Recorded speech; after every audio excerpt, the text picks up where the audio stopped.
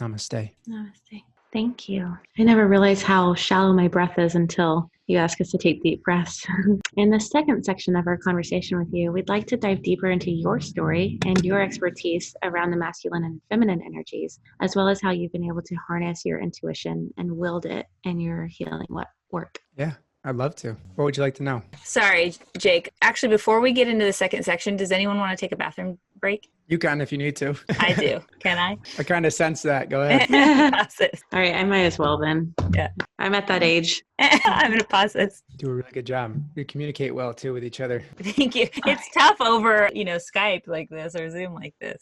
I know we'll have to do one in person at some point. I'm sure that's going to happen. Yeah, we need to do an East Coast tour. Yeah. I need to get back out to Cali though, so. Yeah, when we ever get out of this dang lockdown, let's do it. Yeah. That's crazy. So after I say this, Mercedes was supposed to. Yeah, I was like, so wait, I I'll need do to it wait. again. I was muted and I was trying to say it, and then I was like, no one's hearing me. Okay. All right. Ready? Wait, yes, we're recording. In this second section of our conversation with you, we'd like to dive deeper into your story and your expertise around the masculine and feminine energies, as well as how you've been able to harness your intuition and wield it in your healing work. Yes. So to start, let's get caught up to speed on how you became who you are today, Jake. And maybe you can start with how you got in touch with your own spirituality and working in this realm that you're now in. Yeah, I probably grew up in the least spiritual environment you've ever could imagine. It was Really? just totally not supported. I was not in a religious family or anything, so I didn't really have any connection to any of this stuff. I grew up in a small farm town in upstate New York called Greenwich. It has more cows than people. Wow. And, I grew up pounding nails and throwing hay bales. That's how I made my money 9-10 years old. And I'm really grateful for growing up that type of environment. I grew up in the woods. I grew up on 50 acres of land. And as a young kid, I just had such a surplus amount of energy. And every single day, my mother would threaten to send me away to military school, which is a place for misbehaved boys like myself, because I was always breaking shit. Every single day, I'd be breaking something, cutting something up, hurting my sisters, doing whatever, I just was a boy with so much energy, and I wanted to play. I wanted to mess around. But around the age of 5 or 6 years old, I discovered something called Twinkies, and I became very addicted to sugar. And as I grew older, I realized that sugar was actually an outlet, because my dad was very, very abusive towards me. And he projected a lot of his anger onto me. And when you're a little kid, you don't know how to protect yourself. You don't know how to support yourself. I looked at my dad like a hero, but he never gave me that safe masculine presence. And my mom just did the best she could, but she was so repressed by my father, she couldn't really do much. So I found myself being very afraid of my dad. And when I was about 11 years old, I was playing out in the living room with my two sisters, Jocelyn and Jasmine, both 4 years. Jasmine's 4 years younger, Jocelyn's 4 years older. And we're playing, we're screaming, we're raising all kinds of hell, just being little kids. And all of a sudden I heard my dad yelling, like screaming. He had just got home from work. He was taking a nap. He came home from construction working all day, all dirty and grimy. He's like laying down. And all of a sudden I heard him yelling, shut up out there. I'm just like, ignore him, pay attention to him. He's miserable. So all of a sudden I heard thump, thump, thump. And I looked up and my dad was running down the hallway with a loaded 12 gauge shotgun in his hand. And he stuck the barrel in my face so close to my nose that I could smell the steel of this 12 gauge shotgun. And he said, if you don't shut up and stop making noise, I'm going to shoot your ass. And I didn't understand at the time of why someone would threaten just a little innocent child, but it hurt. And if any of your listeners have ever gone through any type of pain like that, then they know what it's like to be repressed. When I was about 13 years old, my older sister, Jocelyn, who was my best friend at the time, she was awesome. She was just fearless. She didn't care what my dad said. She would fight my dad. She was just reckless. She was popular. She was funny, super smart, National Honor Society. But all around, the word I would use to describe Jocelyn was just authentic. She didn't really care what other people thought, which I thought was awesome. And I couldn't get enough of her. And she really had good looking friends too, which probably had a lot to do with it. But I always wanted to be around Jocelyn. And it was the middle of summer. And it was about 95 degrees out this day. And Jocelyn was in the bathroom taking a shower, and I could hear the water running. So as a little kid or a little annoying brother, I'm like, I'm going to pour some ice cold water on while she's in the shower. So I get this big bucket of ice water, and I'm fidgeting with the door. I'm trying to get it open. Finally, I said, screw it. And I kicked the door open. And when I kicked the door open, I saw my sister laying on the floor with a needle in her arm. And I started screaming and crying, yelling for my mom. I didn't know what had happened. But at that point, she had legally overdosed on heroin. And for the last 15 years, Jocelyn's been in and out of drug addiction with heroin and crack cocaine. So I grew up in an environment that was very unsafe. And every single night I would go to sleep. My sister would come upstairs at like 3 a.m. because I was living with my mom at the time. My mom, Jasmine, and my oldest sister, Jocelyn. And I was scared. About a year later, when I was about 14 years old, my sister and I got into a big fight. She was strung out on crack cocaine. If any of your listeners have ever dealt with anybody or have been there themselves, people on this type of drug are literally superhuman. They have these crazy, weird strengths, and they will do anything to hurt you. And she pulled out a butcher's knife, a knife in the kitchen, and she said, I'm going to stab you with this. So I ran in my bedroom and I locked the door and I laid on the ground and I started to cry. And it was that deep cry, like that really like closing down cry, like this is it kind of cry. My world was turning black. Everything was shutting down. And I was punched in the ground. I was just so angry. And I'm crying, I'm screaming, I'm saying, why me? Why me? And I just kept feeling like so much anger and hurt and sadness. And I had this thought. As I looked up in the corner of my room, I saw a 20 gauge shotgun that my parents had got me for a Christmas present. And I had this thought, what if I just take that and end my life right now? What if I just end all the suffering right now and just take my life? And I laid there and I sat with it and I felt into it and I was breathing and I was crying. And all of a sudden, I felt this vibration of energy come down through me. And then I heard this voice. And it said that you are not permitted to leave yet, Jake, because you have great work here to do. And at the time, I had no idea what the hell that was. I thought I was going crazy because I was hearing voices in my head. Fast forward through about 8 or 9 years of absolute pain and suffering, from alcoholism to obesity to porn addiction to all different types of toxic relationship with my dad. I got to this realization in my life after I put on 80 pounds of body weight. I was 240 pounds at the time, built this armor around me. I got to this realization and I said to myself, I said, do you want to continue to be a victim of your life? Or do you want to take responsibility for your life and start changing your life? And I made this commitment to myself. I made a promise to myself that from this point forward, I'm going to heal myself. So at the age of, 23, 24 years old, I started reading books. I'd never read a book in my life. I didn't know how to read. In fact, in the school system, I was placed in all like the assisted learning classes because they thought I had a learning disability. So I started teaching myself through these self-help books and spirituality and reading all these different types of books. Started practicing meditation, started doing breath work and healing, working with shamans, going to spend time with monks at the Buddhist monastery and different energy healers. But I got to this point where I felt like so good inside. I was like, what are you going to do with this now? Like, what are you really here for? I had left the dream 6-figure job that everyone else was like, are you kidding? How are you not going to stay here for 40 years? I'm like, how are you going to stay here for 40 years? You know, all the safety, security that you could ever imagine at this job. But I was like, something doesn't feel right. It doesn't feel right in my body. My intuition is saying you got to go.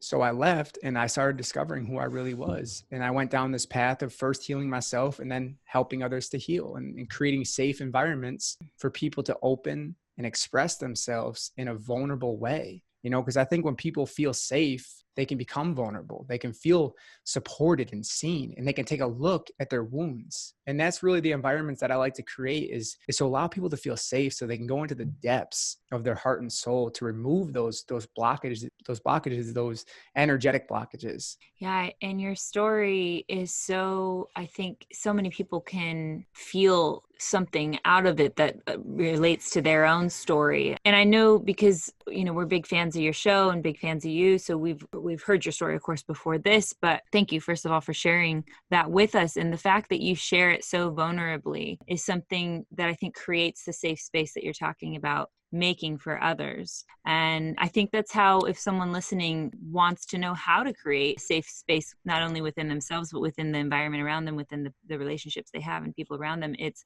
to figure out how to become really honest with yourself and then to be honest with the world around you and be vulnerable. And on that, your father, you know, you're here, we're talking about these serious traumas that have happened in your life, and including your father being physically abusive, your sister using drugs and being in a bad place with that, and all the other things that you mentioned here. And I know, you know, just to give some silver lining to the situation, that your father and you have repaired a lot of that. Am I correct in that? Yes, absolutely. Me and my dad actually have a great relationship now. So Wow. on this show, it's so beautiful because we get to, we're saying all these things. Jade and I have parents that at least, allow us to say these terrible things that happen in, paint them maybe in a specific way, paint our parents in a specific way, our loved ones, my husband, people in our lives.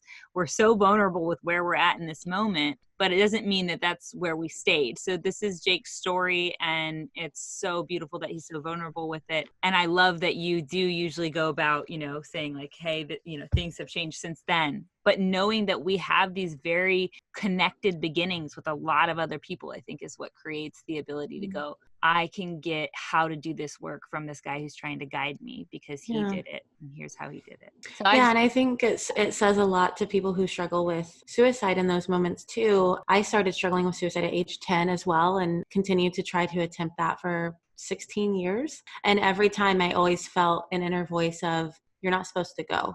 And I think it's one of the reasons why it made me want to live such a big story and feel it gave me a sense of purpose. Like, okay, there's a reason why I'm here. And it also, I feel like it's part of the reason why I became obsessed with healing, is because when you're not wanting to live, but you're supposed to, well, you don't want to live this way. So you might as well, start healing. How, for those who do want to heal, I'm sure everyone listening wants to heal. How can we begin to uncover our father wounds and our mother wounds? You'd be surprised at the comment you just made. I'm sure everyone listening wants to heal. I wish that the world was like that, because if we had a world full of people that really wanted to heal and do this work, we wouldn't be having these type of problems. Yeah. So what was your question? If they listen to our show, they're having a hard time not getting the push. The question was, how do we begin to uncover our father wounds and our mother wounds? I think start with one. Don't try to do them both at the same time. There's been wounds around my mother too that I've had to heal as well. And I think that, for example, if you have abandonment wounds from your father, maybe he wasn't present in your life, emotionally safe, maybe he left you at a very young age, explore those things and look at how they've manifested in your life as a result of that, based on the things that you've attracted into your life, based on the models that you've built around your life. And oftentimes the thing about the father wounds and mother wounds, it will continue to show itself until you heal it. Like you're going to continue to recycle those same toxic relationships until you heal the internal stuff. You're just like, sure, you can go jump into a new relationship with somebody else. They might have a different haircut, maybe different color eyes or darker hair, whatever. But until you really heal that stuff at a root level, then you're just going to continue to manifest the same thing. So I think step one is being vulnerable with yourself. Looking at the relationship with my father. Well, he was never there growing up. Okay, so do you struggle with attracting emotionally unavailable people? Do you have abandonment wounds? Or maybe you were sexually abused as a young kid. Maybe you're a little girl that was sexually abused.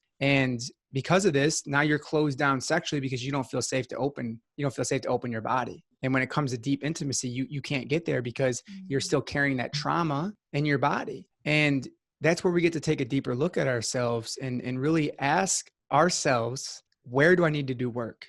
Where have I closed my heart, and who have I closed my heart to? And the first person that just came up in your mind is right there. There's your hook.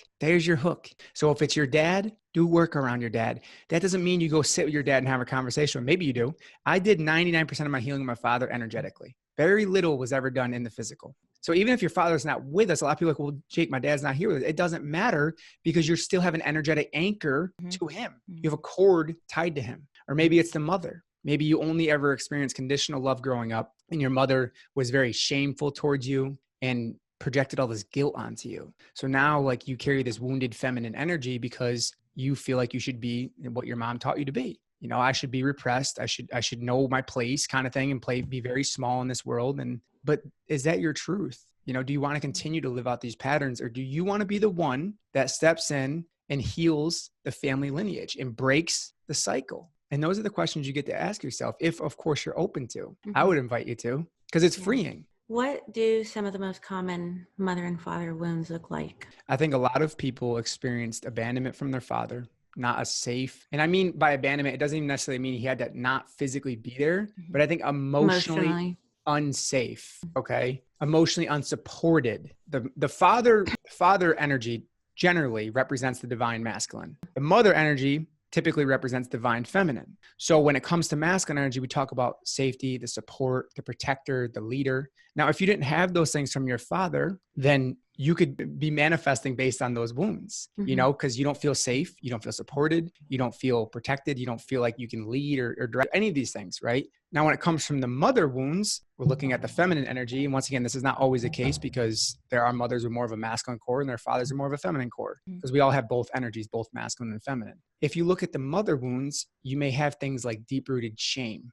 or guilt, or you may not be able to speak your truth. That's a big one. Weak boundaries manifest as a deep mother wound. Like, because envision mom and dad always fighting. Dad's very repressive. Mom has to shut her mouth every single time they get an argument. So she can't speak her truth. She can't say, listen, I need you to honor my space. This doesn't resonate with me, because she would either get hit or told that to get out of the house because he was maybe the main provider or whatever. So these are kind of how these things continue to manifest. Now, on the father side, anger. A lot of men especially, and women do too, don't get it twisted. Women carry a lot of anger as well. Anger. Men generally, especially that have carried with them father wounds, are just really rageful. They may even manifest as narcissistic. Perfectionism is kind of a big thing on the father wound side, that trying to perfect everything in your life. So these are just some examples. There's obviously many, many more here, but that's where you get to explore yourself. I read, because of course it affects the physical too. I read that children with father wounds, emotional father wounds, that about 90% of them end up wetting the bed until their teen years as well. Very interesting. Yeah. I think I wet the bed till about 11 or 12 years old.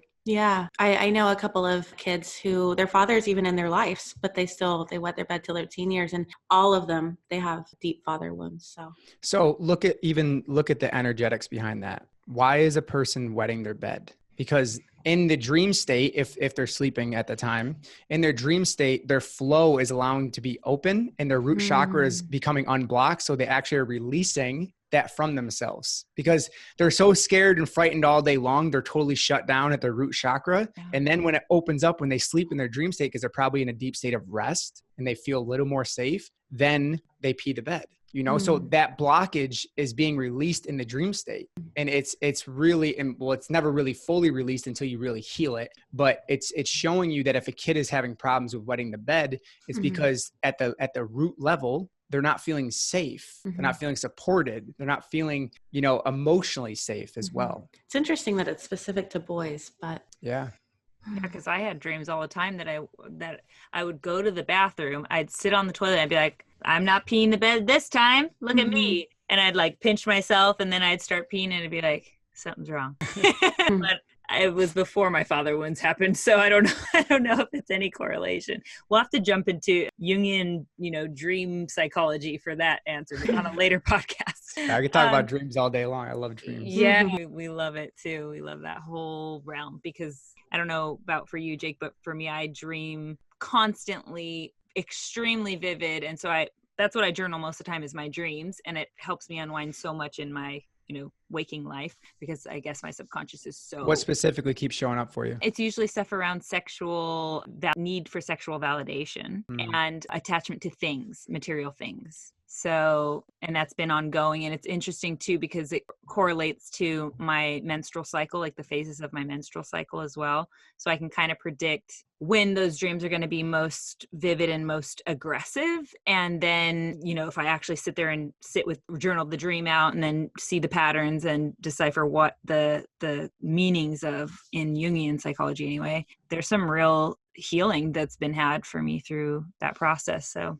that's an invitation, I guess. Anyway. Yeah, it is. I always have a dream of spiritual activity happening, like in my room. And then I wake up and I can feel the presence, but the activity actually happened in my dreams. Such as what? Like what type of activity? Oh, like the lights flickering on and off at a scary pace. And I'm never scared, because I'm not scared of the spiritual realm. I'm never scared, but I know that it's not an electrical issue. And then there's like papers swirling up. Actually, I would say it is an electrical issue, because it's mirroring back your own inner light that's trying to shine. And you're not allowed to shine. Yeah, reoccurring dream lately. So your electrical circuit, because once again, everything's a mirror, your electrical circuit within the internal light is not fully illuminated, because there's parts of you that hold on to shame or guilt, like you're not fully allowing yourself to express it. Oh, how interesting. The one I had the other night, the papers were flying in the ceiling, the lights were flickering, and Mercedes was in my dog's kennel but she was a cat barking. That Isn't that sounds like weird? me. But she is a cat. Her animal ally is a cat, but she was barking because she was upset that she was in a dog kennel. Yeah, I would be And pissed. yeah, it's such a weird dream. Okay, anyhow. I am on lockdown currently. I don't know. You're just tapping into me, sounded like. But Jake, we'll have to have you on a different time where we do just dreams, because I would absolutely love that if you're into it. We can explore that. Yeah. Okay. So I'm not going to ask you to break down what the masculine and feminine energies are and how we can recognize both of those in ourselves. You've already really mentioned a lot of that already in this talk, but we talk about that a lot on the show. So there are previous episodes people can go back to if they want to get the breakdown of what masculine and feminine energy looks like and how each of us hold that and what each, how we can see that in ourselves. So what I do want to know is, what does feminine energy suppression look like in our daily lives today, and how can we heal? I know this is a really big question, so we could take it in two separate parts, but how can we heal our feminine energy? So what does feminine energy suppression look like? Yes. Well, it can manifest as pain or ailments or even different types of diseases within the body, because the feminine is the flow of life force. So when we become too masculine and too rigid and too structured, because we're always planning and organizing and strategizing in our logical minds, the masculine energy normally manifests in the shoulder area and the heart area, where we're closed down and we don't feel like safe with our feminine. So we build up all these masculine shields around our feminine heart and just totally lock her away and throw the key away, basically, because we live in a world that does not support feminine energy fully. There are people that are starting to awaken the divine feminine, but within each and every single one of us, we all have the feminine energy. Without it, this world would be very dull and very boring, because the masculine is very still and very gray. And not to reduce the masculine energy, because the divine masculine is beautiful as well. They're both equal. But feminine energy repression, if we're talking about in a body, which in a person's body, can manifest as tense, rigid tightness and closed down, a feeling of cut off from your emotions. The feminine is everything feeling. So that can manifest as you not being able to have an orgasm because you're cut off from the feeling, the sensations, the sensuality, the sexuality of your body. Now, when you explore that and you start to feel into that, if you can even woken up that part of yourself, because most people are just numb, like it's numb. Vulnerability is a feminine energy, being vulnerable, expression. So if you're cut off from vulnerability or cut off from your emotions, then you've most likely have repressed the feminine parts of yourself. You may even experience pains on the left side of your body. Feminine normally shows up as the left, masculine is the right. And you look at that and you ask yourself, am I closed down to my feelings? Am I closed down to my heart? Am I closed off to my emotions? And even look at our physical world right now. The wildfires, all these different things, and the pollution of the air and the oceans. The mother earth is the divine feminine energy. So because we've been mistreating the mother for so long, she's basically, retaliating in a way like, stop repression the feminine energy. And we have to honor the feminine within ourselves, especially as a man too. Like, you have feminine energy, because if you're a man, you're like, oh, I don't got feminine energy. I'm masculine. Bullshit. You do have feminine energy. And now if you get into a relationship with a feminine woman, how are you ever going to understand how delicate and sensitive the feminine energy is if you can't connect to your own inner feminine? You can't. It's nearly impossible to relate to the feminine energy in a physical form if you haven't connected to that within yourself. And that's why the feminine also often goes, you're so aggressive. Like, why can't you just be gentle? Why don't you care? And like, she's really upset because he doesn't understand how to be gentle. He doesn't understand how to be soft and nurturing because he hasn't connected with his own feminine heart. The feminine is the healer, the inner healer of ourselves. And I'll give you a quick story about how I connected to my divine feminine, which was not fun, but it was very, very opening. I had went through a really hard breakup at one point in my life, and I drove across the country to California, and I moved into the mountains of California, and I lived there for a period of like 6 months. And basically every single day for 5 to 6 hours a day, I would go into the mountains and I would just cry and release and cry and release. And at the time, I had no idea what feminine masculine even was. But at one point, I found myself down on my knees, full surrender, just crying and just basically asking, take this pain away from me. Please just take all this pain away from me, all the stuff. And at one point, about 4 months into my journey, I heard this voice come through that when I was laughing in the middle of like the desert by myself, as I'm walking, like, you've gone nuts. Like, you're crazy. You're weird. And I heard this voice that said, your innocence is now being returned to you. your playfulness, your childlike innocence is now being returned. That's been stripped away. You know, you look at a child, what is it? It's the perfect representation of feminine energy. It's moving, it's flowing, it's singing, it's dancing, it's all over the place, you know, and it's the representation of the feminine form. So those are some ways that the feminine can be suppressed. What was the second part of the question? I forgot it. How do we heal our feminine energy? Ooh, heal it to feel it. You know, that's what I say with that is you got to wake up to feeling parts of yourself, whether you do that through massage or some somatic work or breath work or meditation or going to a retreat, a healing retreat, working with an energy healer. You got to wake up to feeling parts of yourself by getting vulnerable first in acknowledging your hurt, acknowledging your pain, acknowledging your cycles that you keep recycling. And just really, it's about being vulnerable. Everything with the feminine is connecting to the vulnerable parts of yourself that you've repressed. So for me, I struggle balancing I live more in my masculine, I feel,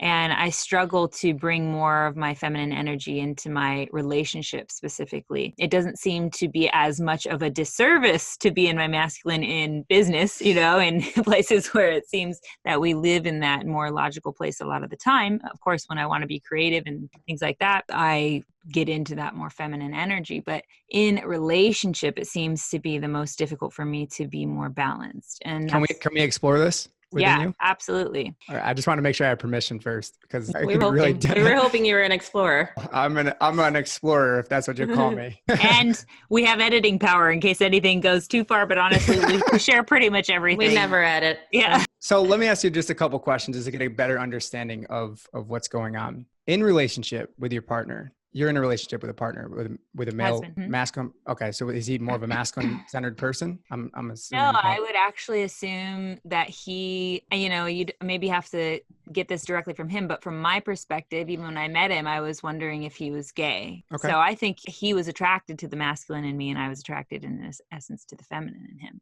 Yep. That's it. You attract your energetic reciprocal. So like positive, negative, that's why they say opposites attract. Energetically, the positive in you attracted the negative and either way. Right. The word negative sounds bad. Yeah, I don't want to use that. But in a magnet, in a polarity sense, you know, even look at the cells in your body. When there's not an electrical charge between your cells, the life force in your body starts to die because there's no positive, negative electrical charge. In relationship, if you don't have that positive, negative, I don't want to keep using the word negative because it's not negative, but if you don't have the electrical alpha, omega, charge, or something. Yeah, alpha, omega. If you don't have the polarity is what we're going to call it, is we don't have that, then there's no charge. Even look at the earth, north, south pole. If there wasn't an electrical charge, our world would stop spinning. And guess what? We'd fly out of orbit. So in relationship, I want to ask you, does your masculine energy feel natural to you, or do you just feel unsafe with your feminine? It's a bit of both. So and again, like I'm very big on hormone science and endocrinology and tracking my cycles and figuring out how it correlates, because I think it's a huge piece that's missed in our world today. And I think it's going to be a large part of how we bring that much needed feminine energy balance to the world. So that's the work I'm doing on myself as my own little guinea pig self, right? And I'm tracking where different phases of my cycle, I'm so comfortable in my masculine, I'm maybe too comfortable. Like that's just where I'm living. You know what I mean? Whereas other times, especially like ovulation or something like this, I'm obviously so feminine because I need to receive, you know, my lizard brain, my body brain says I need to be impregnated, you know, all these things that it's got its own agendas that don't necessarily match up with my logical mind. And so I'm living very much more in my feminine during those times, but notice that I can get triggered to quickly embody the masculine. And that's what you're asking. Am I doing that out of fear of being too vulnerable or something in my feminine? So yes, I can be in my feminine and flowing around and doing my thing in certain phases of my cycle as a very natural way. And then as soon as I'm triggered, I put on my masculine shield. So within your body, what feels the most natural to you? Like, would you rather the feeling of love, like a continuous flow of love, a continuous stream of love, or would you rather the feeling of constantly being complete and freedom and bringing things to an end and accomplished? Yeah. I mean, it's interesting because you're asking me in the phase of my cycle where I'm most masculine. So that's how I feel right now. But if you asked me this in a different phase, like next week when I'm on my period, I would be like, I just want to be in love and flowy and natural, you know, with the wind and I want to sit in nature. So I don't know if that helps. That's what I'm saying. I feel I'm also a Gemini, so there's maybe that's something to it. I don't know. In the overall relational sense, though, would you rather your feelings be cherished or would you rather your logic be respected? In relationship, I think that I would like to be led. So I would like to play the feminine, absolutely. And that's where do you hear yourself right now? Yeah. No, I know I want that. I know I want that. Your masculine shield is not going to allow it until you let it down and feel safe with your feminine, to allow yourself to receive, to be receptive to the masculine leadership. But of course, in relationship, if we don't trust our partner's direction or leadership, we're just going to take the reins ourselves and be like, bitch, give me those. I don't trust you with this. Like if you were to order an Uber right now and that Uber driver showed up and they're wasted, falling out of the car, you're like, you're not driving me. Yeah. You're an idiot. Like, Exactly. I don't trust your leadership. And what happens so often, and believe me, you're not alone in this sense. Women get into relationships with a man and he doesn't know who the hell he is. He doesn't know who his purpose is. He doesn't know what his mission is, which is all about the masculine energy, is that leadership, direction, accomplishment, all about freedom within the masculine. The masculine person in the relationship, whether, and this can be same-sex relationship too, the masculine person in the relationship takes the reins of the relationship. They lead, they make the decisions for most of the time. Of course, the feminine can step in and do the thing as well. But in relationship,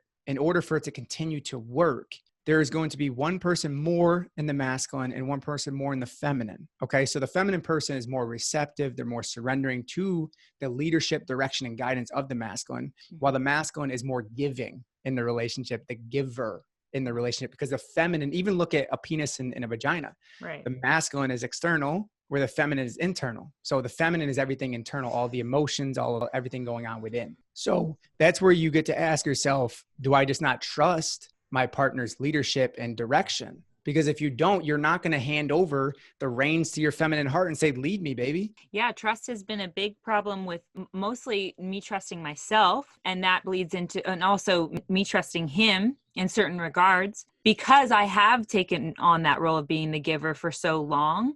And now when he's getting to a place where he's stepping into places that make him feel more masculine and really allow him to embody that more, it's like I'm almost having this, like I'm rallying against it because I don't trust it, because it's like, yeah, you're saying nice things that make sense to replace, where I could basically step back and step into my feminine more, but I don't believe that any of those things are going to actually happen that way, because I have no basis to believe it. So I have trust.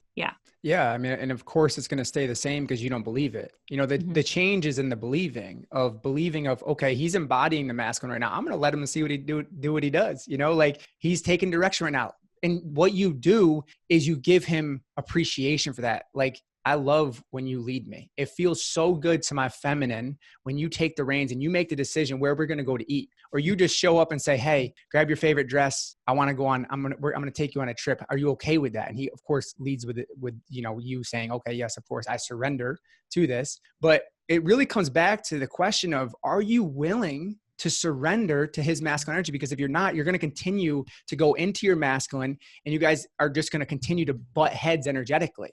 It's like when two alphas walk into the room, they're all peacocking, right? They're all like, oh, I'm alpha. But like energetically in relationships, when it's like a man and a woman, in this case, of course, it could be man and man, woman and woman, the two masculines are competing for the power. And it becomes a power struggle. It becomes an ego trip because there's no surrendering happening and there's no like true leadership happening, because you're both like, I want to lead. No, I'm going to lead. Like, who the hell is the leader in your relationship? Who's the feminine energy? Who's the masculine energy? And if you can't identify that in your relationship, you will struggle all along to make it work, and you will fight to make it work because it's a constant battle. So the first step is identifying what energy is Mercedes in your relationship. What energy is your husband in the relationship? And once you make the commitment to it, that's when the embodiment work begins. That's when he gets to practice leading and making decisions and guiding and protecting and giving, right? Where you get to practice being into your intuition, dropping out of your task force mind over there, charting out all your birth cycles and everything in your mind. There's nothing wrong with that, but the mind is the masculine, right? So the more you drop down into your beautiful, divine, feminine heart and you give yourself permission to feel safe with her, you'll notice a softening happen within your body. And then you're exploring the tender parts of yourself, and you'll notice an opening happen. And then you'll notice yourself being able to give yourself fully over to him, because you're building trust within yourself with your own feminine heart. Yeah, I think that's a lot of the work I have to do is about trusting myself first. Why don't you trust yourself? Because I'm in this predicament right now, because I took on a role that didn't necessarily, I mean, it served me in the time that I originally took it on from my childhood traumas. But now that I'm still using it, and I feel like almost abusing it in a sense, letting go of it is so difficult that I'm like,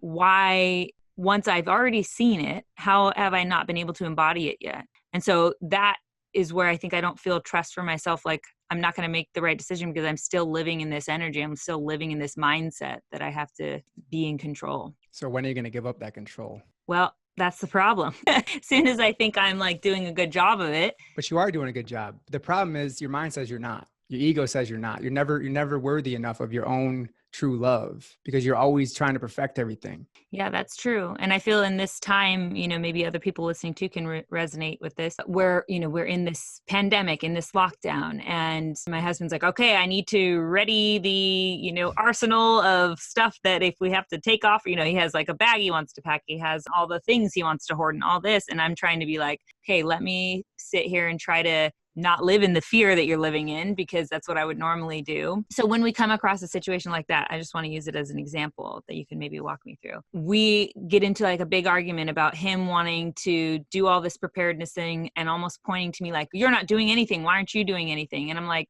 I am doing a lot of things. They might not look like the things that you're doing because I'm trying to be my feminine. You're, obviously stepping into your masculine here. And I want you to be able to do that, but you can't ask me to then basically trigger me into stepping back into it. Like, why aren't you doing anything? You're not preparing. We're not prepared. We need to be a team. So what do we do in a situation like that? Or how do I soften in that situation or help to communicate with him? That's the word, communicate. And if you can't communicate without anger, and you're getting everything else involved, all of your fears and emotions, everything else, then you're going to keep bringing that and having that same cycle. Now, if he's putting you down for saying you're not doing anything, that's when you get to say to him, what's his name? Chris, the way that you're speaking to me right now does not make me feel good, does not make me feel cherished. I do not feel safe. And that's all you say. The masculine energy, if he's honoring his masculine, is a problem solver. He's going to go, red flag, how can I make her feel safe? How can I lead her? How can I protect her? How can I guide her? But he may not get it right now because maybe he's, in the fearful state, right? I mean, that's fine. A lot of people are. But if you bring him back into his own stuff and you say, the way I feel right now, I don't feel safe. I don't feel seen. I don't feel heard, because he's saying you're not bringing anything into basically our relationship right now. But really what you're trying to birth, as we'll go back to the birthing, is the radiance of your feminine heart. The feminine energy, your feminine energy brings in the light. It brings in the radiance. It brings in the love into the relationship. The masculine brings in the protection and the structure and the leadership.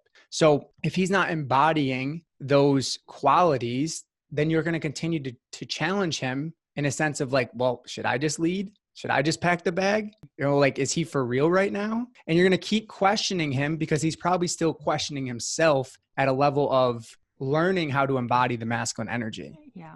And that's fine.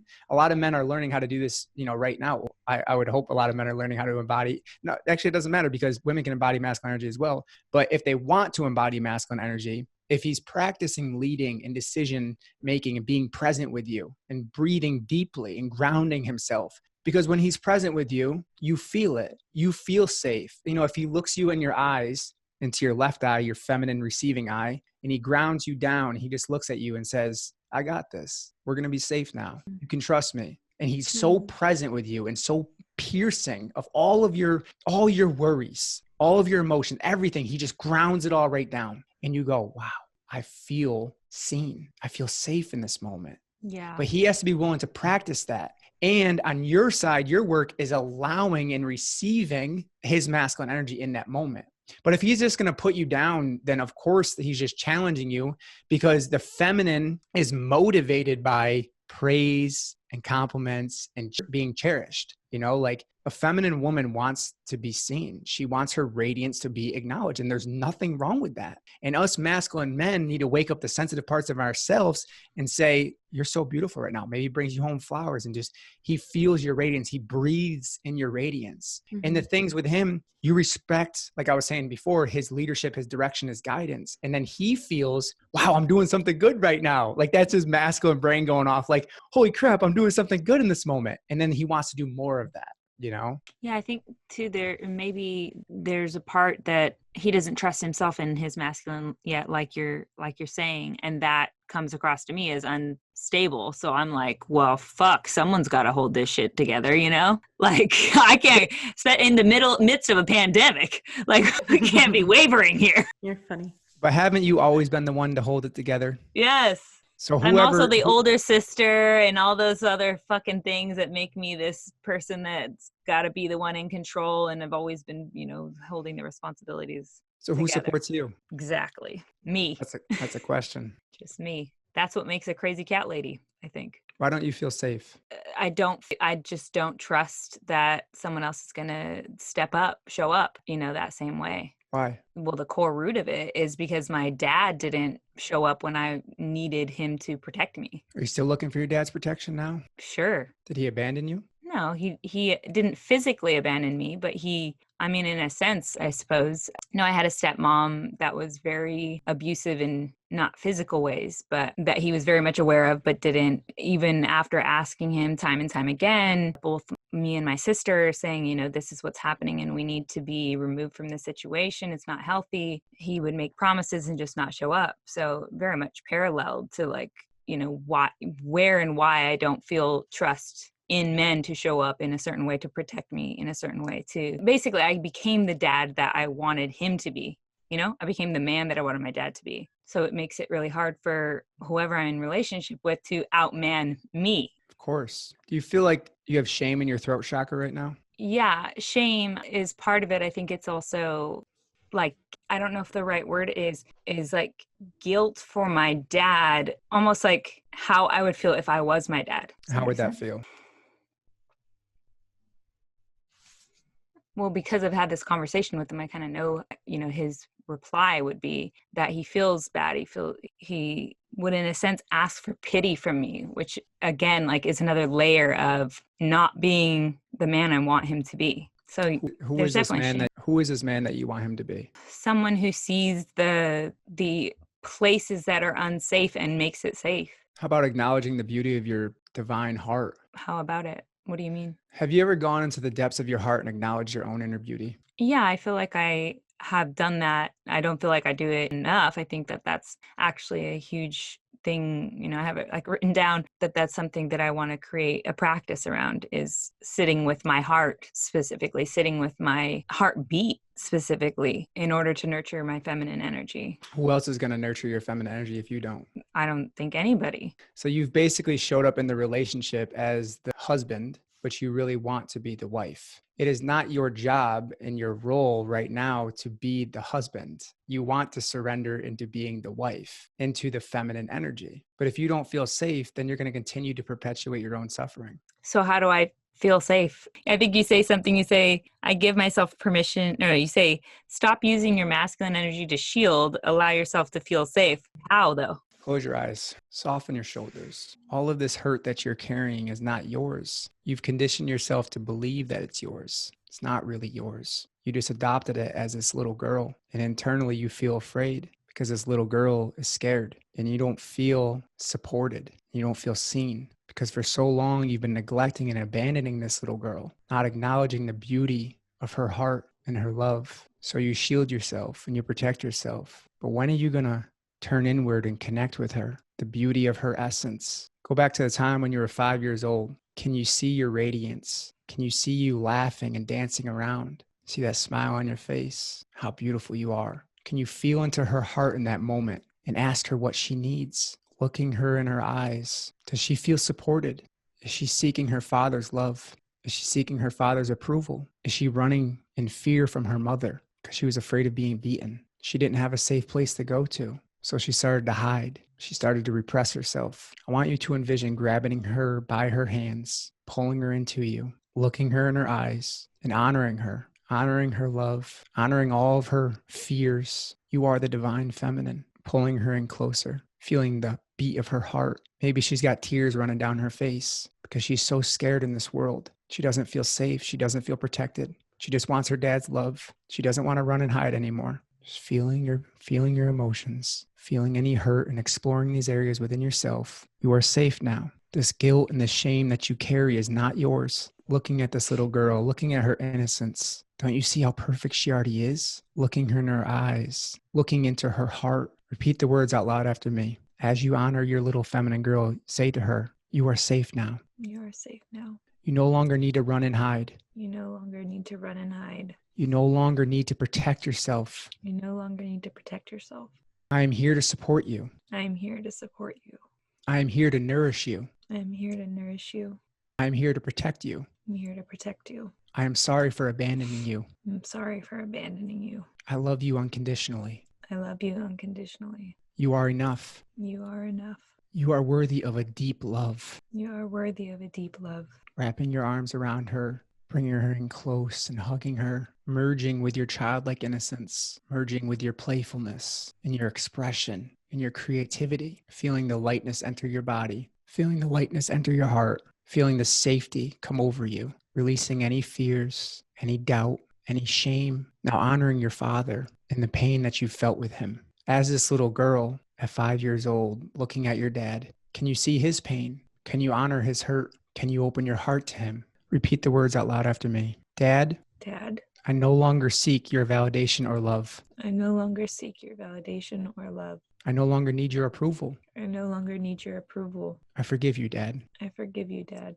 I forgive you, Dad. I forgive you, Dad. I now release you from me. I now release you from me. And as you release this energetic anchor, envision white light surrounding him, wrapping him up and lifting him up off the ground. And see a smile on his face. As you smile on your face, feeling this love returning to you, feeling your connection to this moment, feeling this unconditional love coming over you, and just grounding all of this down into your heart space. Very good. Thanks, Jake. Thank you for your courage. Thank you for your beautiful heart. Thank you for your light that you bring into this world. I feel like there's a lot of that obviously resonates with me and moves a lot for me, but it feels like something that I have to do over and over again. It's like layers of this that I have to, like some parts I don't feel like I fully understand. And I think when we don't feel like something's fully resonating with us, it's because we haven't embodied it enough times, practiced it or made it part of us that way. Don't focus on the future, just focus on this moment. Well, this moment's really beautiful. I mean, I can feel all the things that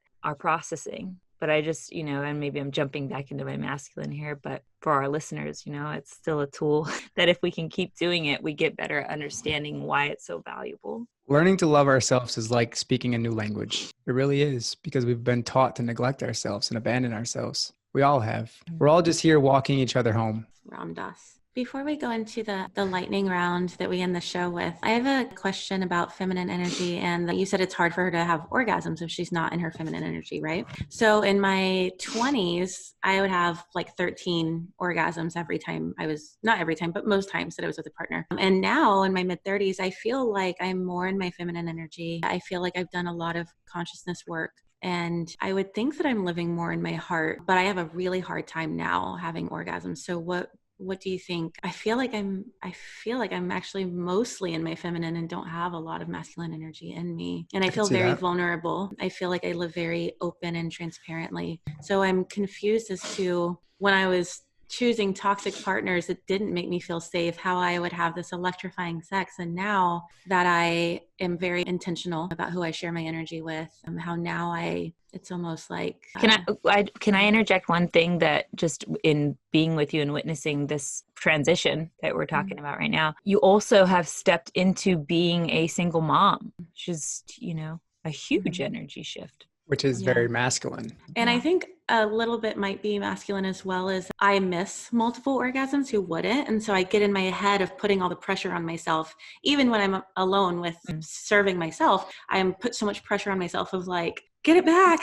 which is in my head and probably masculine as well. But what can I do? When it comes I feel selfish even asking that question. So No. Why is it selfish? We're all here. Because it's like, Paul Selig, when he channeled me, he said, you've always been known for what you can give. And so this is kind of like a form of taking, it's not taking, it's you're receiving. Pleasure. Right. I don't know why it feels selfish. Do you feel unworthy around receiving? My biggest vulnerability in love is worthiness and abandonment and betrayal. But right now, I feel like my worthiness is at the forefront. Yeah. So your sensuality and your sexuality is connected with your feminine energy. And if you don't feel worthy of that pleasure, which is a feminine feeling, everything feeling is feminine, then how could you possibly receive an orgasm? It's like the body connection to the feminine and that sensual feeling moment. You're not feeling worthy of it. A lot of things are different going on. You know, you stepped in, like she was just saying, to this masculine role as a mother, which, you know, you have to be in that role. Like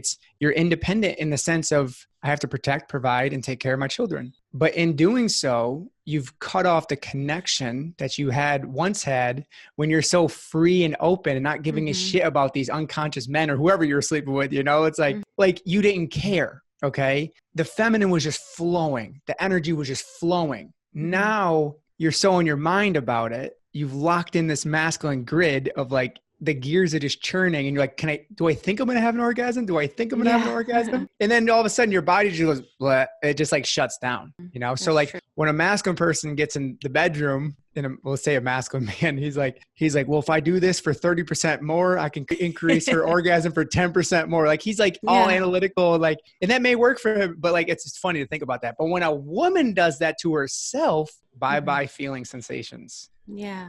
You know, because that makes sense. Your mind and your heart are out of balance in that moment. Okay. You're so in the mind and very heady of what am I gonna, like you're thinking, like will I have an orgasm this time? Will I not have an orgasm? I used to have 13. What happened when I had 13? And like all these moments, but like the feminine is the flow and trusting the flow of everything. The feminine is plugged into the universal flow of consciousness and like the energy and the movement of the energy, right? So like she is the cosmos, she is the breath of air, she is the oceans, she is the moon. Like when you connect back to the feeling parts of yourself, the ones that you've now repressed stepping into this masculine role, you will wake back up those feelings. My question for you is, do you feel like you have shame around your sexuality? My first sexual experience was rape, and then I was shamed for it. I was told that I enjoyed it. And during an ayahuasca ceremony, I saw that I actually blacked out during it and I left my body so that I could survive the experience. And I relived it while telling my inner child, everything's going to be okay. We're going to make it. How old were you? I was 12 or 13. And so when I had that ayahuasca ceremony, after that, I felt more in my body than I ever had before because I had a soul retrieval, but it didn't change the ability to have orgasms for some reason. When you were having like, you know, promiscuous sex or whatever you were saying, were you like very kind of like a drinking a lot stage in your life, like really kind of careless? No, my parents were alcoholics, so I stayed far away from alcohol. But I was choosing sex addicts, and so I felt used for my body. Like they were giving me those because it made them feel good, not necessarily because it made me feel good. And so I can see how that lines up with the first experience of being used for my body. And now that you've awoken and you've awakened these parts of yourself, now that you've learned about your traumas and your pain and all the stuff that you've kind of stuffed down, you're afraid really to fully awaken this because it's like, you don't know what will happen. You know, it's like there's an uncertainty feeling, especially in your womb area where you were essentially stripped from your innocence at that time in your life, especially at 12 years old. You know, like your feminine energy was stripped, like the connection to the feminine was cut. And then you went on to, you said that I was able to have multiple orgasms and whatever else. And I would guess that there would be a lot of disconnect from your mind in that moment. Cause like you were just blacking it out as you were just saying about in the ayahuasca ceremony. But now that you've dropped back down, you know, into your true self, you've kind of went through this cycle and you showed back up at your trauma, at the door of your trauma, at the door of the sexual abuse. And now if you're really exploring it, there's this deep rooted lack of trust to open yourself, open your heart. Cause the womb and the vagina is energetically connected with the heart. You're afraid to open your heart fully because you're afraid that it'll be taken away again. Yeah, that makes sense. Because at the peak of an orgasm, you are the most vulnerable you'll ever be. Like it's such a vulnerable moment. So you're fearing going back into that moment because you don't want to be vulnerable, because you're afraid in that moment of vulnerability, you will be taken advantage of again. Yeah, that makes sense. So what's my first step? To feel into the depths of your heart, the parts that you've closed. How do you do that? Says the masculine mind. It's like, well, how do I logically work through this? You don't, that you don't logically work through that. You work through it in the feeling parts of yourself. Close your eyes. Just breathe into your heart. Soften your shoulders. There's no need to be on guard right now. Feeling down into the area of your womb, connecting with this part of yourself, breathing into your womb. Your womb has this beautiful consciousness and so much wisdom. Place both your hands over your womb. When you feel into this part of yourself, is there a blockage of shame here? Just breathing into it. Each breath is just softening. You feel a lack of trust or support. What is your deepest fear? Is it to be raped again? Is it to surrender fully to your feminine energy, to be vulnerable and open to the universe? What is your greatest fear? And when you can confront this fear in this moment, looking at this fear, this is not your truth. This is not your truth. As you sit here for a moment and breathe with yourself, breathing with your heart, breathing with your womb, can you feel this fear? Can you feel this tension? Feel this tightness that you carry, all of your shame or unworthiness, the lack thereof. Why do you not feel worthy of love? Why do you not feel worthy of pleasure? Confronting the man who raped you, bringing him into this space, bringing him into this energetic field, back to the experience where you couldn't say no, where you couldn't stop him. You tried to resist, exploring your deepest fears. Are you willing to release this from you once and for all? Are you willing to confront this energy, breathing into it, grounding yourself? You are safe now to speak your truth. In your own words, please speak out loud exactly what you would say to this man in this moment, totally safe, totally secure. Speak anything that comes to heart. What do you need to say to him? That you're forgiven, and that I know that bad things were done to you, and you were battling your own inner darkness, and that you can release your shame for all of the things that you're not proud of that you've done. Don't give me the sweet, soft version. What would you say to him? If you have anger and hurt, let it out. What do you really want to say? Not from an intellectual, spiritual mindset. What does your hurting heart want to say? Be honest with yourself right now. What do you really want to say? Are you angry? Let this anger out. Tell him what you really feel. If there's chaos in there, let it out. That you knew my story, and you knew why I was in your home, and then it's because I was seeking safety, and even though you knew that, you still took it away. What else? What do you have to say to him? He's here listening. Everything you've ever wanted to say, everything you've ever bottled up, what is it? I'm not angry. I still forgive you. I just hope you don't do it to anyone else. And what does this sadness in your heart say? What other messages are coming through for you? Feel this hurt. You are safe to speak. You're supported here. What else do you have to say to him? Let it out. You can do it. What else is in there? I just keep going back to that you knew my story, and you knew that I needed safety, and you still took it away. And I keep going back to that you have been in a lot of pain. Let's take a look at yourself now. Seeing this girl at 12 years old in the same room, what is she feeling? What does she need to release? What does she need to say in this moment? What would you say to her? She's feeling frozen. And Soft attention. Open your heart. Keep your heart open. Keep your heart open. You can do this. What does she need in this moment? Give her exactly what she needs. Give her your strength. She needs to know that not everyone is an abuser. What else? That she can create a life of safety, and that this doesn't have to start her path in a even darker direction. Does she believe you? No. Why? She doesn't feel worthy of protection. Why does she not feel worthy? No, she's never known it. She's never known it, and she's been told she doesn't deserve it by those who would normally be the ones to teach her it. What does worthiness feel like? Knowing. How would a goddess embody worthiness? Feeling it even in her posture, knowing that she belongs where she's at, and that it's okay for her to take up space where she's at. And is she the light in the room? Yes. Does she carry a healing essence with her? Yes. What else does she feel like? Confident and very open in her throat chakra and in her heart chakra. Very grounded. Does she feel supported and safe? Yes. And liberated. How about free? Yes, very free. Free from the pain, free from the lack of worthiness, free from all the stories, free from her sadness toward the man that did this to her. You are worthy of love. You are deserving of love. Pure, unconditional, divine love. Feeling this inner love arise within you. Softening your shoulders again, letting down your guard, opening your heart, scanning through your body, just releasing any of the tension or tightness that you feel. Feeling grounded in your feminine essence. feeling grounded in your love, feeling rooted in your love. In this newfound worthiness, play with this. You are worthy. Say the words out loud after me. I am worthy of love. I am worthy of love. Say it so I can believe it. I am worthy of love. I still don't believe it. I am worthy of love. Is there a question mark on the end of that? Get this it's into your body. One of those dots. Get this into your body. Feeling this worthiness in your body. Driving it down. I am worthy of love. Better. Continue to soften the shoulders. Just let down your guard. Soften the tension you're carrying right now in your throat. Just move your jaw around a little bit. Say this after me. I no longer seek validation or approval from others. I no longer seek validation or approval from others. I give myself permission to love myself unconditionally. I give myself permission to love myself unconditionally. You have such a beautiful light, and that light will continue to shine the more you peel back the layers of the unworthiness, of the shame, of the guilt. You are the light. You always have been. Even if other people have tried to strip that away from you. Give yourself a hug. Thank you. You're welcome. Our last couple episodes, the guest has said something to either of us about no one can dim your light or being the light. Something around dimming the light and becoming the light again and things like that. So it's been the theme this month. It also fits with our motto, be a light. Yeah, we say that at the end of every show. So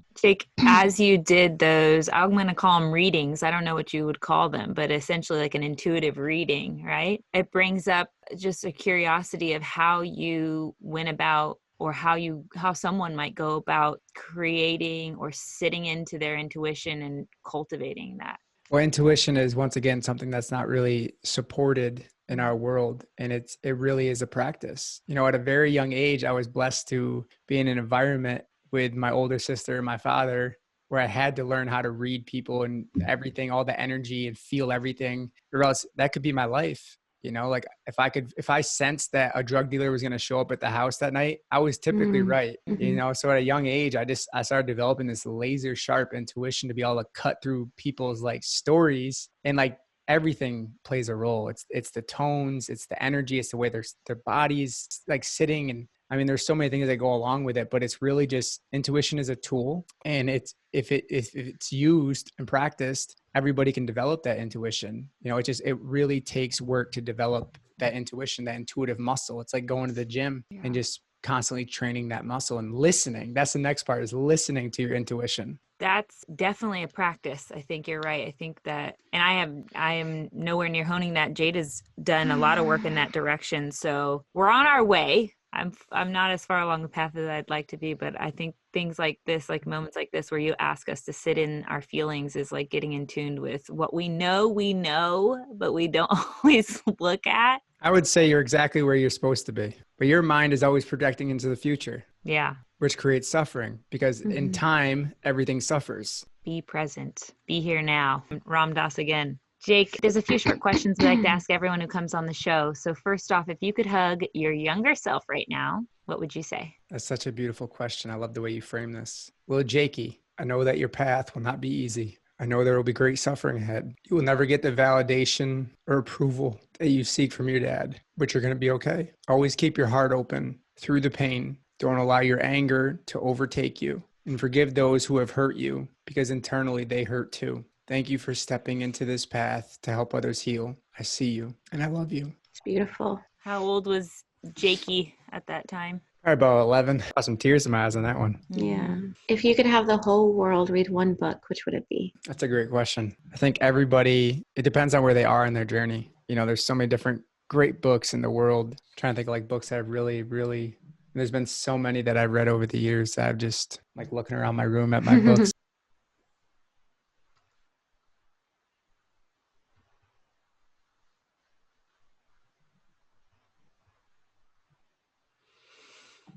Yeah, I mean, like I said, there's so many, I can't even like think of one. There's just so many beautiful books. Like, Do you have a book that brought you to any of your own opening? I mean, many of them honestly really have. I feel like The Untethered Soul was a really good book, especially at the time I was at. That was a good book. The Power of Now by Eckhart Tolle. Ram Dass has some great books. Polishing the Mirror. I really love that book. Abraham Hicks has great stuff as well. Yeah, I mean, there's a lot of, it just depends on where you are, you know. what you're trying to do in your life. If it depends. There's so many beautiful books. And I think how do they normally come to you? Maybe that's even a better question than when we ask this. Sometimes it's almost like the question should be, when you are needing an answer and it comes from a book, you're usually like, that's crazy how this specific book kind of fell into my life. Do you ever notice places where that has happened? And it was like, how did you get there? What was it? A lot of books are just, they're like little mirrors of ourselves, and, just reminding us the truth, especially if it's like a good book, I feel like just once again, honoring your intuition and like calling that into your energy field. If you're seeking for guidance, whether that's from,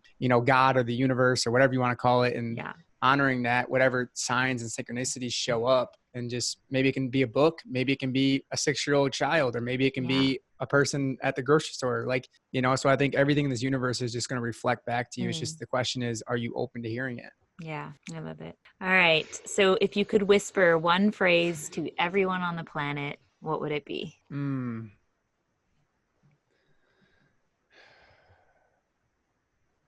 You are loved unconditionally. You are safe. You are supported. Thank you. We have one more question that we've been adding, but I have a poem too I'd love to end with. Okay. That I wrote. Great. But yeah, go ahead. It may be the answer to this question. The question is, what would you like your tombstone to say, or maybe like the theme of your eulogy to be? That I hope you got it right in this life, or you're going to come back into the next one. Yeah, I mean, honestly, just like live in the eternal presence and don't focus on the things that you can't control, and keep your heart open. That would be something that I would say along those lines. Yeah. Especially in this present moment. He lived in the eternal present. And now he's going back. Now he's going back to source energy. Yeah. He lives in the eternal present. Yeah. That's a tombstone. I like it. All right, let's hear the poem. So this is a poem that I wrote a while back. It's called The Awakened Heart. Your time here is limited, but there's a reason why you visited. Think of all the people you can help heal when you open your heart and start to feel. The beauty of your essence comes from your loving presence. Remember to always stay curious and don't take things too serious. Don't stress the past or what happened last. Don't worry about what's to come.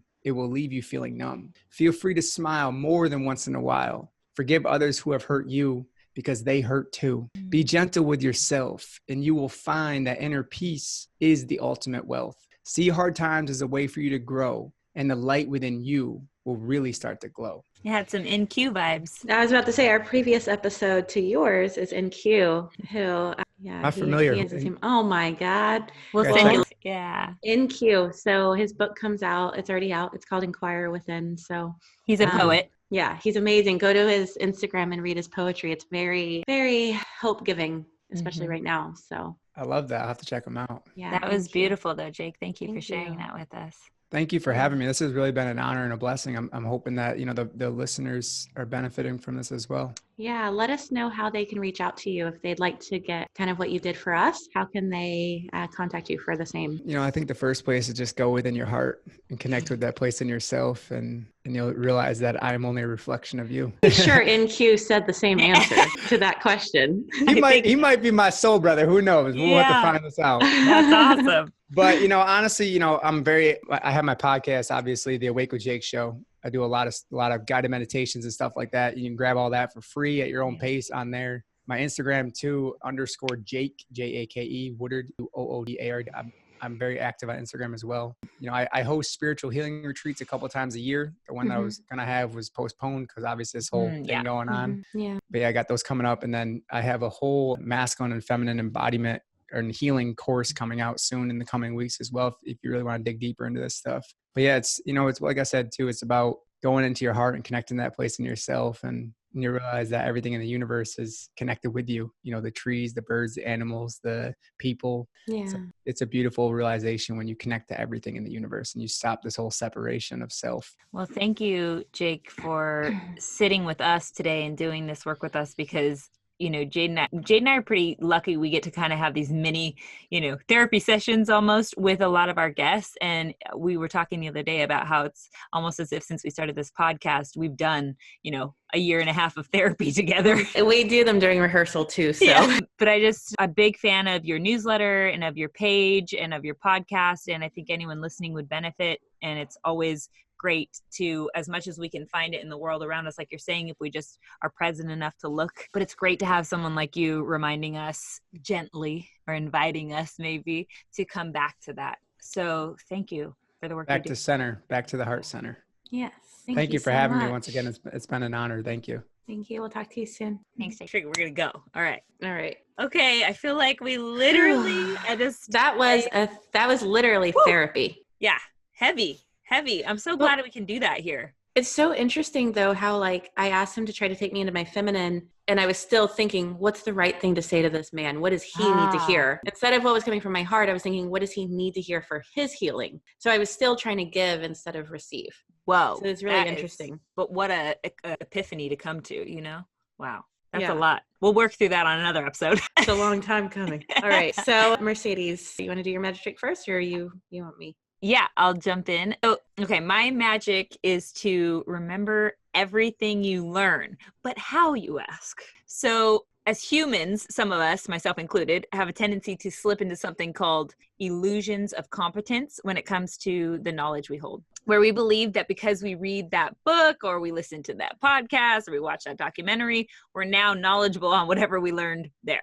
But as we go out into the world and we get tested on the depths that we understand this newfound information, we often find, or at least I often find, I'm speaking completely from myself here, that we aren't able to articulate what we think we know. And I might just mention, as the philosopher Mortimer Adler says, the person who says he knows what he thinks but cannot express it usually does not know what he thinks. So that's me. My hand is raised. If that is you as well, then I think this trick is going to be really helpful because we will get better at actually remembering what we learn. So first off, I'd like to point out what these illusions of competence are. So the first one is seeing information in front of you, such as reading a book, doesn't mean you understand it, doesn't mean you know it. Seeing or hearing someone come to a conclusion doesn't mean you know how to get to that conclusion or explain their argument. Searching for someone on Google gives the illusion that the information is in your brain, but it doesn't make it so. And spending lots of time with material also doesn't mean you know it. So now that we know that those are the illusions of competence and they're not real knowledge, they're not real knowing, we can figure out how to open this up a bit so that we can actually remember what we learn and embody it a bit. So if, like I said, if you're anything like me, then many of these illusions of competence are going to hold true for you. And if you're someone who feels like you know what you think, but you can't always explain it, you can consider yourself informed, but not having true understanding. So then the question is, how do we get better at achieving true understanding with all of the new information we are berated with on a daily basis? Well, the first step would be to eliminate distractions and multitasking so that you can focus on the information you actually want to absorb, right? We talked a lot about distractions, multitasking, busyness in this episode. So removing those distractions is the first thing you got to do. And then from there, I found that there's several techniques to apply to get to ask that knowledge to really sink in for us. But for the sake of time, I'm only going to focus on one called the Feynman technique, in which you first take in something you want to understand, could be a book or something from a podcast episode, and you write out an explanation as if you were teaching it to someone who didn't understand the subject, right? You're writing it out like if you were a teacher. And when you get stuck, you go back to the material and relearn whatever you need to relearn. So you fill in the gaps in your knowledge until you can write an explanation without the source material. And then lastly, you simplify your explanation by getting rid of any technical or convoluted language. So this is obviously a bit of a process, but you can see how it would really work. And so I thought about what we're doing here with the podcast, Jade, and the hopes and dreams we have for it being a way that people can ingest new knowledge that may change their lives for the better. That is really our hopes. And I thought about how our lives have been made exponentially better by doing the practice of creating this podcast every week, because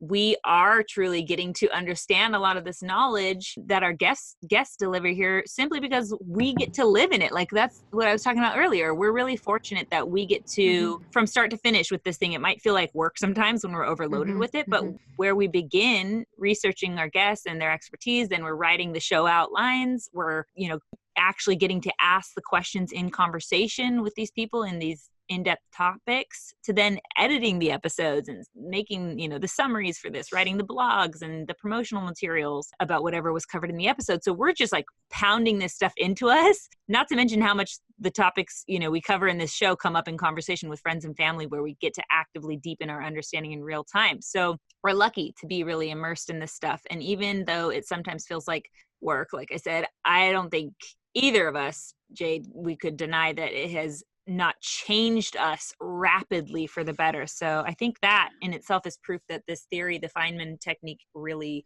really works. So I hope you guys maybe try to utilize that, write down what you learn and let it sit. Yeah, I think that's really applicable to this episode, especially. Yeah. What about you? What's your magic trick today? Mine has, it kind of has to do with the first part of this episode that we aired last week with Jake about the virus and about how we can respond to it. So I'm just going to read a poem. It's an it's not a poem, it's just a letter. It's an imagined letter from COVID-19 to humans. So just listen to the words as if this is, what you're needing to hear for this given situation. So the letter says, stop, just stop. It is no longer a request. It is a mandate. We will help you. We will bring the supersonic high-speed merry-go-round to a halt. We will stop the planes, the trains, the schools, the malls, the meetings, the frenetic feared rush of illusions and obligations that keep you from hearing our single and shared beating heart, the way we breathe together in unison. Our obligation is to each other, as it has always been, even